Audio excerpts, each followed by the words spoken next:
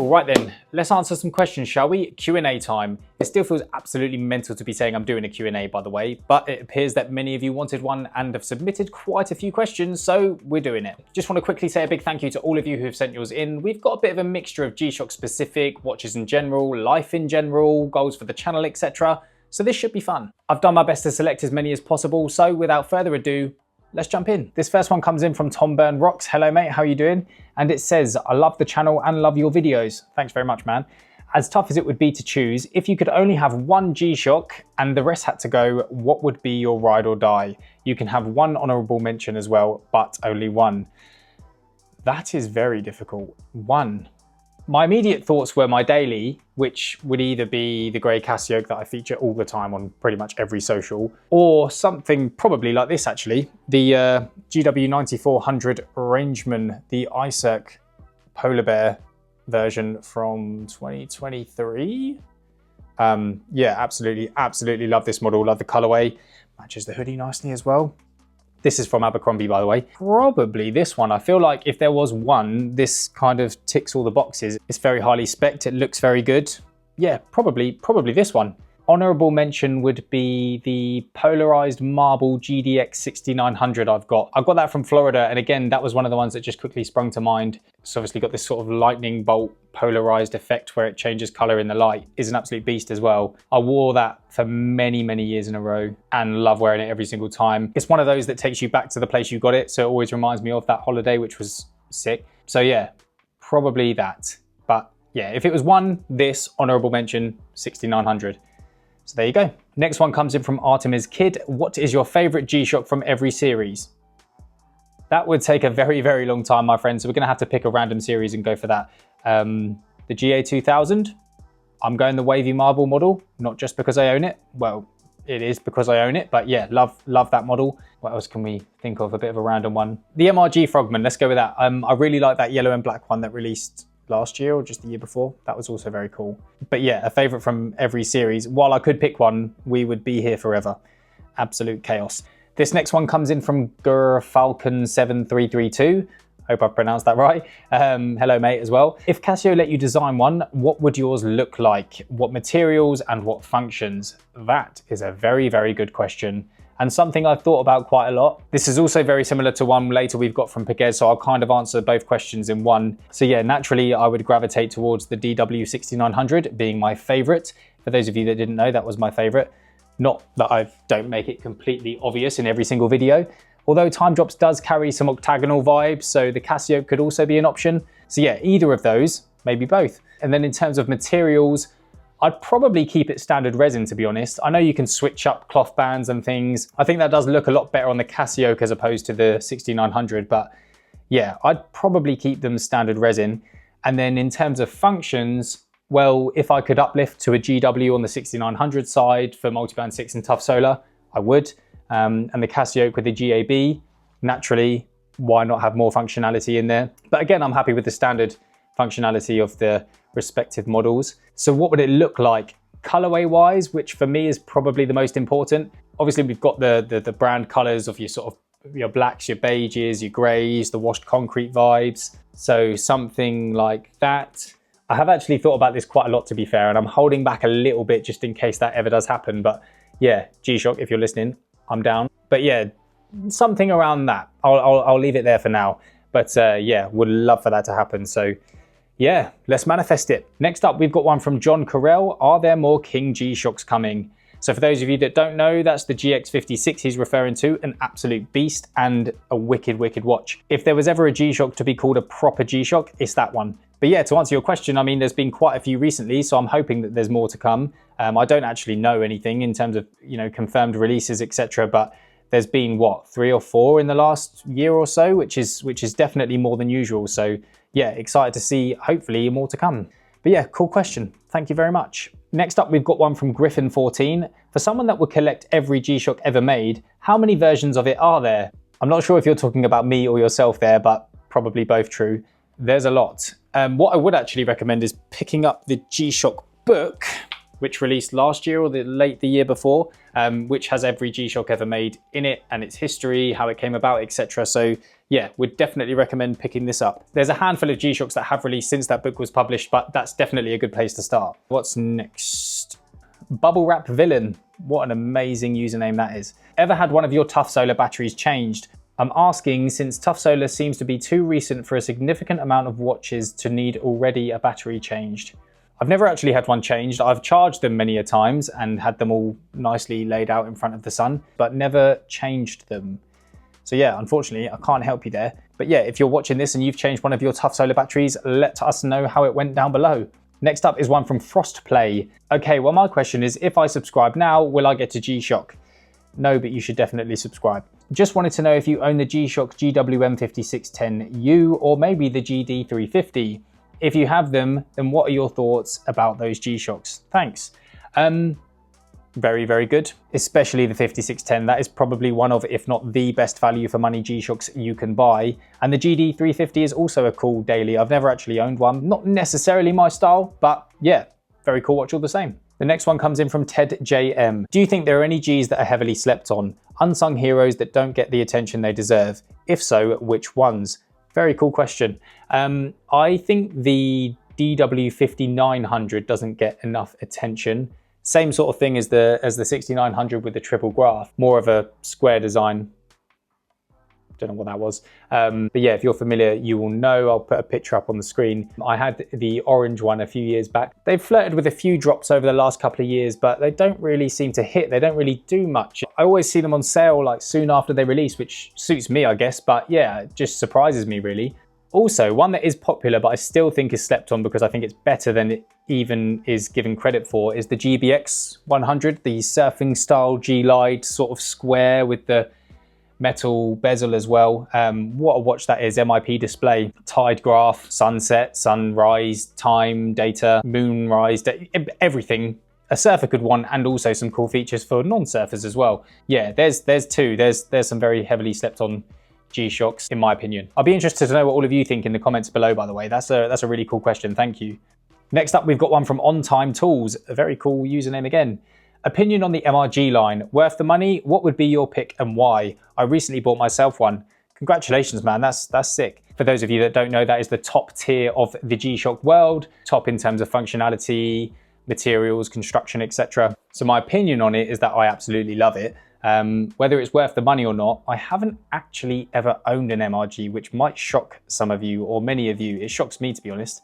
I need to change that ASAP. So I don't know if I can truly speak to if it's worth the money from what you're paying to what you obviously get. But I think with anything like that, again, it's all relative. Like if it's worth it to you, then it's worth it, you know? If you like it, it's worth it. But yeah, purely from price point and specs, etc. You've got high quality materials, high spec functionality, limited nature, exclusivity of the watches as well, often. So yeah, I would say that they probably are worth it. So what would be my choice? The MRG Casio is up there. The all black version, still the OG that released. Just to sort of complete that set, like I've had all of them up until that one and I've featured all of them on the channel. I feel like that would just nicely round off that story, you know? But I do love the MRG B2000s the most probably, especially the ones that have released in recent years. I'm thinking the SG, for example. What a watch that is. So yeah, either of those are the ones I'd probably go for. But yeah, congratulations to you, man, for picking one up. Make sure you share a picture on our Insta or the newsletter, etc. Definitely keen to see that. The next one is from Scottydog236. Hello, Scottydog. What would be your ultimate G as of right now? Does that mean right now to get, or does that mean one that I have? Shall I answer both? Why not? We're all friends here. So ultimate G to get immediately springs to mind as the John Mayer G-Shock in grey. That's one I keep mentioning in videos lately, but yeah, that would just complete the set of three. I've got the white and the blue, so yeah, really want that one too. This has taken ages to film, by the way, because I am struggling to answer many of these questions, as you can probably tell. The power of video editing will make it seem like I'm like bam, bam, bam, but I am not. I really love this Rangeman. That is one, I've already said that. Another one would be the Full Metal Casio, is a cool one. From my collection right now, actually, I'm gonna choose the GBM 2100. I feel like that's like the perfect all-round Casio and looks good dressed up, dressed down, etc. So yeah, I'm gonna go for that. Strong question, strong question. Next up, we have one from DJ Spin to Win. That might just win the best username on here as well. Actually, two, not a question, but part one, love your videos. The reason I bought my first GShock. Oh, thanks a lot, man, that's wicked. And your question is, in your opinion, what's better, 2 watches for a collection or 1 investment piece that you love? A 2-watch collection is strong. Obviously, you're able to switch it up depending on how you feel each day or what you're doing, what event you're going to, etc. But then 1 investment piece that you love, I guess, yeah, I mean, if you love it, then that is probably all you need, right? So yeah, I'd say probably the 1 investment piece that you love. Providing that you wear it, of course. I'm definitely a wear your watches kind of guy, not just putting it in a case to go and sit somewhere and the 2 watches would be rotated a lot. I'd say go for the latter. Love it, wear it, enjoy it, all the good stuff. Next question comes from Mr. Craig Wyatt. Do you like vintage G-Shocks? If so, what ones? I just got a 1994 S500. That's very cool. Yes, I do. I really, really like them. I actually have my eye on an MRG vintage G-Shock, which I actually probably should have mentioned when that question got asked. Anyway, yeah, that is one that's on my radar. That is potentially close. If you would like to see some vintage G-Shocks, by the way, on the channel, let me know. That would be quite different to what we've done before, but if that's what you want to see, I am down. But yeah, congratulations on yours, man. That's wicked. Next one comes in from GShock Macro. Hello, mate. How are you doing?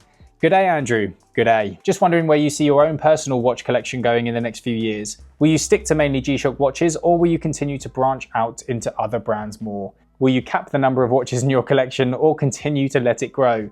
Okay. Great to hear from you, mate. Hope you're all good. I am definitely looking to pick up more G-Shocks, that's for sure, but also looking into potentially 1 or 2 more luxury watch pieces to enhance my collection, my watch collection overall, I suppose. My G-Shock collection will always be a thing, and where do I see that going? Well, in my collection video last year, I said I was going to move some on and refine the collection a little bit.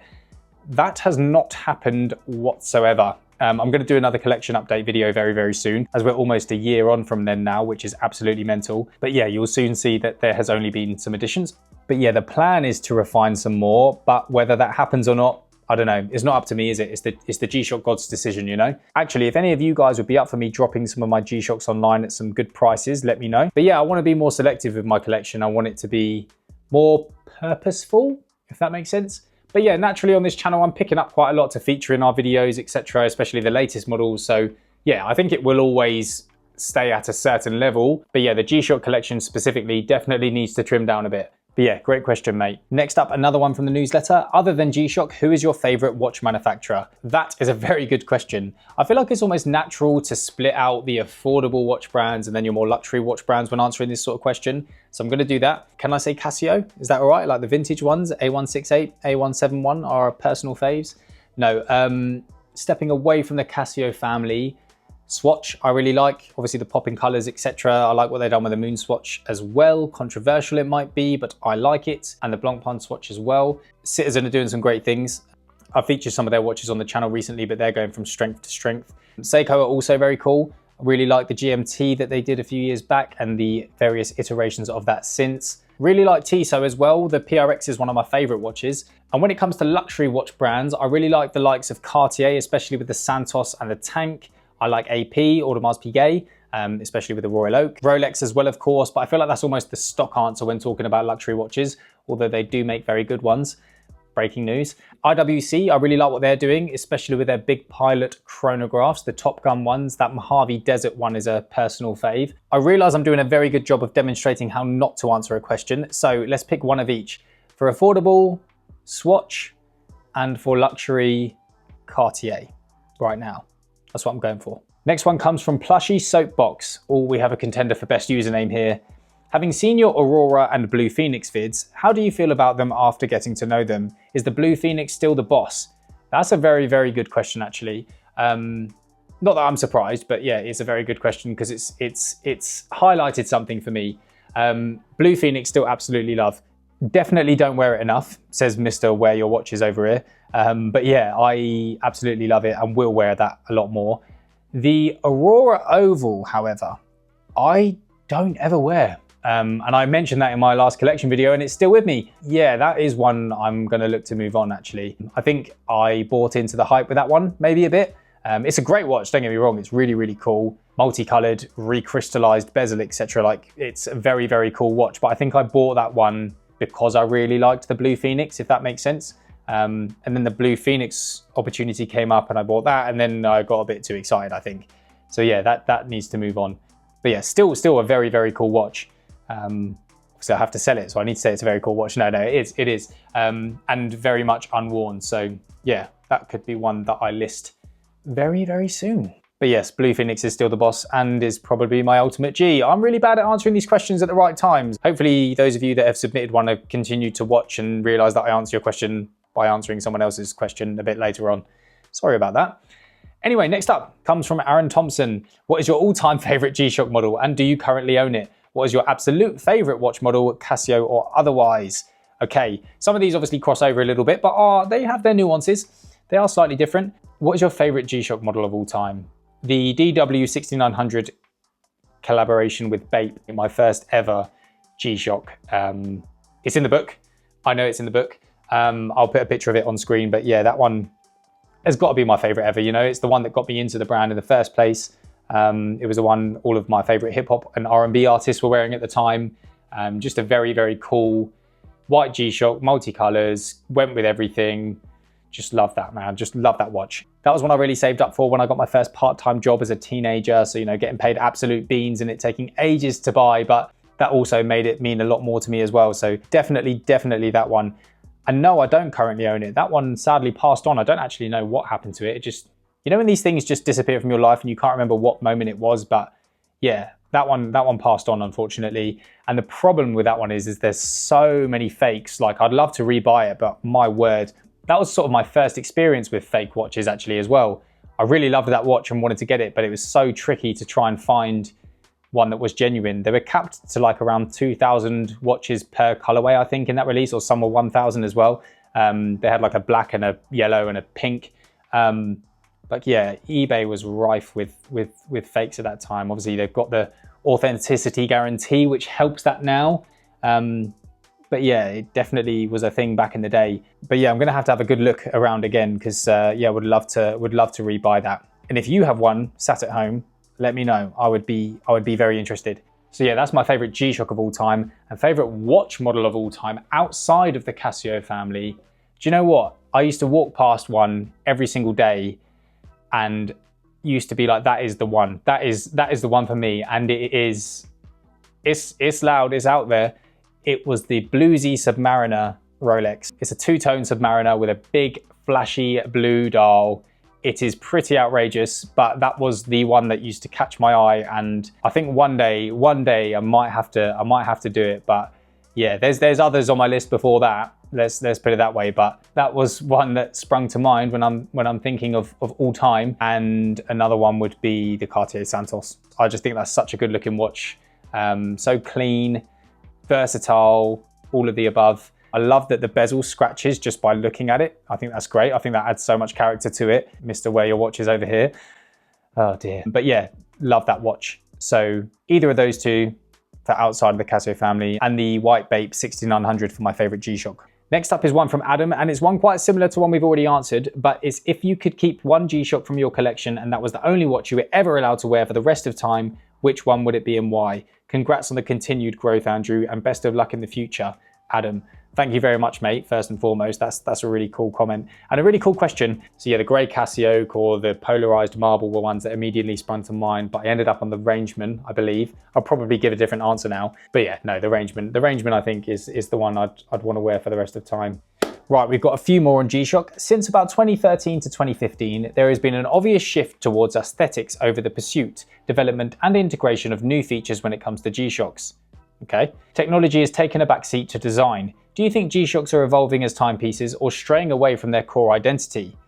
Well, I mean, to be fair, I see where you're coming from. I think the technology that is loved in G-Shocks with the sort of multiband 6 tough solar and even Bluetooth aren't, I suppose, the latest technology you can get nowadays in sort of your smartwatches, your Garmin, your Apple Watch, your Whoops even, that will tell you absolutely everything you need to know about every part of your body, which is incredible, like it truly is. G-Shocks haven't always been about that. It would definitely be cool to see G-Shock dip their toe into more smart functions, but it's got to be done right, and I think they're very considered in their approach. There's definitely a lot of innovation on the design front, most notably the GA B001 that released quite recently, where the integrated bezel and band meet at 9 and 3 o'clock. The GA V01, dare I say, bear with, is coming very soon to the channel.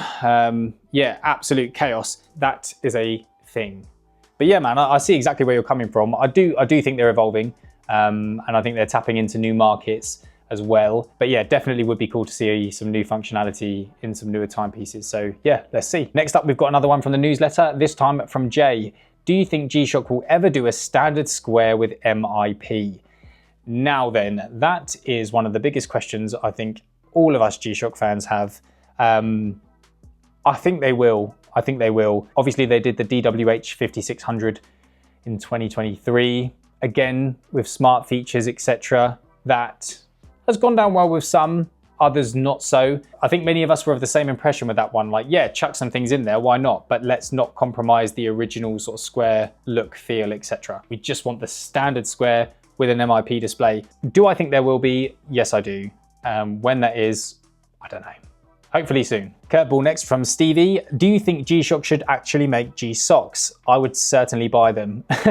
Yeah, for those of you that don't know, this was referring to an April Fool's post that they made. Yes, I do actually. I think that would be quite cool. I think they should make more clothing in general, to be honest, more apparel. The socks though, yeah, definitely. I mean, I don't know what the shock resistance would be there. I don't think testing them by jumping out of a 3rd story window would be optimal, but yeah, it would be cool to see them for sure. All right, so next up is another one from the newsletter from Greg and Sue Smith. Hello guys. I've recently pivoted from vintage Seikos to GShocks. Should I be concerned? No, I don't think so. I think that's quite a cool transition actually. Very, very different from one another, which might make it even cooler. I'd be interested to see which models of GShock you've pivoted to. Share some pictures with me on IG or the newsletter. Next one comes from Mackie B, and he asks, what do you think about very cheap homages to GShocks from the likes of Shmee? I don't know how you pronounce that. I have seen these. Again, as I say, I don't know how you pronounce them, but yeah, I'm not sure what's going on there. I'll leave it at that. Next one, a question from Dan. Thoughts on Boulder? I have 27 GShocks, but I just keep coming back to that Venture Automatic. I do quite like what Boulder are doing actually. I have seen a few of their watches. 27 GShocks is also very impressive, mate. Congrats. But yeah, Boulder seemed cool. I think they've got that more sort of expedition feel, that sort of Hamilton vibe about them. But yeah, seemed like a cool brand. So next up is a really, really cool question from PlmanBarvHope. Hope you're all good, man. How do you handle being a dad and a creator? And did you get a watch to celebrate the birth of your child? Cheers. What a cool question, by the way. And that's one I feel like I'd want to know the answer to if I was submitting a question to a Q&A. So yeah, really appreciate that. So to answer the first part of that question, how do I handle being a dad and a creator? For those of you that don't know, I have a young family. I have a wonderful wife, 2 beautiful boys, and a delightful dog. To continue the alliteration, she is delightful though, amazing girl. It has its challenges, that's for sure. But I think, although it's cliche with everything, with every walk of life, it's all about finding that balance. I run a very busy lifestyle generally, but of course my family is my priority at all times. So yeah, as I say, finding that balance. Speaking specifically to content creation though, I think one of the challenges or struggles that I have is that consistency. For example, I could say, right, next week I'm going to film on the Tuesday, then I'm going to edit on the Wednesday, then I'm going to publish a video on the Friday at this time, and it's going to be consistent every week. Fellow parents out there will know that these things do not always go to plan and can derail at the drop of a hat. So yeah, that can happen quite a bit. But also if I am consistent and I am spending more time doing the content creation or working in general, you also get that dad guilt. Of course, that parent guilt that you feel of, I'm not spending enough time with them. So balance is key in any walk of life, as I say. So making sure I'm there for them as much as possible whilst also running a growing business obviously has its trickiness, but it also has its perks. Like I love getting them involved as much as I can, like showing my oldest son the latest watches coming out and asking his opinion just to get an unfiltered 4-year-old's view is very cool. And he obviously watches me sometimes when I record. He's actually just been in here now. So yeah, it's really cool to get them involved as much as possible. But yeah, again, as I say, obviously family does come first, but it's cool to be able to do all of it, you know, just finding that balance to make sure everyone's happy. I'm sure many of us will know what I mean. But yeah, it's really cool, and I know I'm super lucky to be in this position from all perspectives, so I'm just trying to revel in it and enjoy this thing we call life as much as possible. Oh, and sorry, did I get a watch to celebrate the birth of my child? I think you mean my second child, as that was a post I recently shared. But yes, probably. Not specifically, but Obviously, I'm lucky enough to be in a position where we're getting quite a few watches in all the time. There's not one that I'm saying is definitely tied to him. There might have been one that I sort of got past the wife by saying that it was because of him, but no, not specifically. Although I am a fan of commemorating moments by purchasing watches, of course. So I have done that quite a few times too. But yeah, maybe on the next one. Next up is one from Raaric, who says, "Hello, Andrew. First of all, congratulations on your channel." Oh, thanks very much, man. "How did you get there, and what do you think of young people who prefer Apple Watches to real watches?" Okay, real pivot mid-question there, Raaric, but we'll go for it. Thank you for the love there. But yeah, how did I get here? I think I've just kept going, just kept plugging away, you know. Consistency is something I mentioned before, and while I haven't been like week by week very regimented, I think I have published a lot of content over the last 4/nearly 5 years, and the audience, you guys, is only continued to grow. The community's grown across YouTube, the newsletter, which is amazing to see, and I love the interactions we have. So, and yeah, hopefully that means more people are seeing that and wanting to come and join in the party, you know? So yeah, I guess that's how. And to answer the second part of the question, what do you think of young people who prefer Apple Watches to real watches? Is this specifically young people or people in general of all ages? But anyway, yeah, I mean, people like what they like. I don't have any opinion, to be honest. Do what you like what you like. Next question from Daniel. "How are you doing? Love your content." I'm very good, thank you. And thank you very much for the kind words. That's really cool. "What editing software do you use, and what's the watch you dislike the most? Wishing you and yours all the best." Thanks very much, mate, and likewise. All right, so what editor do I use? I've used quite a few, actually. VN editor is one that I've used quite a bit on the MacBook. Also, iMovie on the MacBook's also good enough. Final Cut Pro is a paid one that you can use, which is good. But I think generally they're much of a muchness. Final Cut Pro does go way beyond, and it does allow you to do a lot more cool things. But since the channel started, a combination of VN and iMovie, to be honest, nothing too high tech. I think it's all about the sort of shots you get and the lighting and things that definitely help that. I've tried before, again, with loads of different transitions and sound effects and things like that. I feel like I've found quite a nice balance now where I've got a mix of transitions and just other videos playing back to back with some B-roll involved and things and some background music. So yeah, I would just say go on YouTube, do some online tutorials of whatever one you've got accessible to you. You don't need to pay for one necessarily to get started. And yeah, you'll learn some tips and tricks just by doing so. Definitely just get started. And which watch do I dislike the most? I'm not really about out in sort of watches, to be honest. It's not really my vibe. I'll tell you what I will do. There was a couple in recent years that didn't quite live up to my expectation, which was the DWH 5600, which obviously I've mentioned earlier was the square with an MIP display plus everything else. In that video, I went to London Zoo and I was carrying my young child at the time, so my arm was kind of like that quite a bit, and that heart rate monitor was digging into my wrist like nobody's business. So that was one. The negative displayed Mudman as well, the GW 9500. I would really like the look of that watch, but the negative was just way too negative for me. It was just yeah, it wasn't legible whatsoever in certain lights. So yeah, not ideal. But they can't absolutely hit it out the park for me every single time, can they? So yeah, that's that. This one's from JPete 1973. "When you started your YouTube channel, what were your initial hopes and expectations?"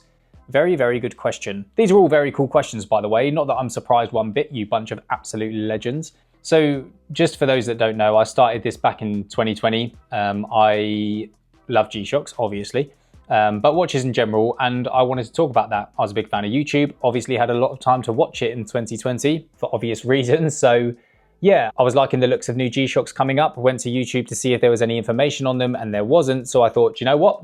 Why not? I'm going to give this a go. And the videos were absolutely terrible to start.